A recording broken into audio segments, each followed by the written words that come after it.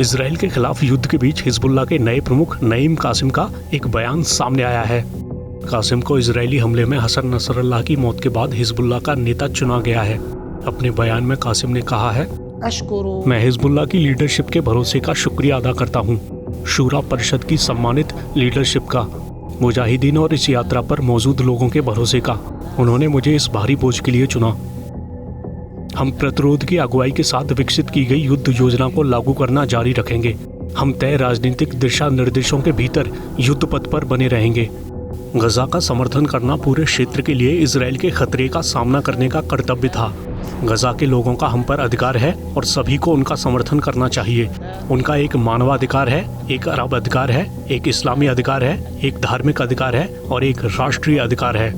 हमसे ये नहीं पूछा जाना चाहिए कि हमने उनका समर्थन क्यों किया, बल्कि दूसरों से पूछा जाना चाहिए, आपने गजा के लोगों का समर्थन क्यों नहीं किया। कुछ लोग मानते हैं कि इजराइल को उकसाया गया था। क्या इजराइल को किसी बहाने की जरूरत है? क्या हम 75 साल तक फिलिस्तीनियों की हत्या या उन्हें विस्थापित करने, पवित्र स्थलों, संपत्तियों और क्षमताओं पर कब्जे और नरसंहार को भूल गए हैं? इजराइल को किसी बहाने की जरूरत नहीं है।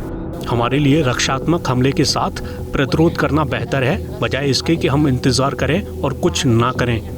आज गजा, लेबनान और इस क्षेत्र में हम एक बड़े प्रोजेक्ट का सामना कर रहे हैं। ये लेबनान और गजा पर इजराइल का युद्ध नहीं है। ये इजराइल, अमेरिकी, यूरोपी वैश्विक युद्ध है। इसमें वैश्विक स्तर पर प्रतिरोध को खत्म करने और इस क्षेत्र में हमारे लोगों को खत्म करने की सभी क्षमताएं हैं। हम तैयार हैं। अगर हम पर कुछ थोपा जाता है तो हम पूरी ताकत, दृढ़ संकल्प और गर्व के साथ इसका सामना करेंगे। हम विजयी होंगे अल्लाह की इच्छा से।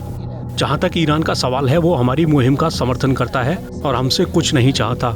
हम क्या आज़ाद करा रहे हैं? जब हम दक्षिण को आज़ाद कराते हैं तो क्या हम ईरानी ज़मीन को आज़ाद करा रहे हैं या फिर लेबनानी ज़मीन को?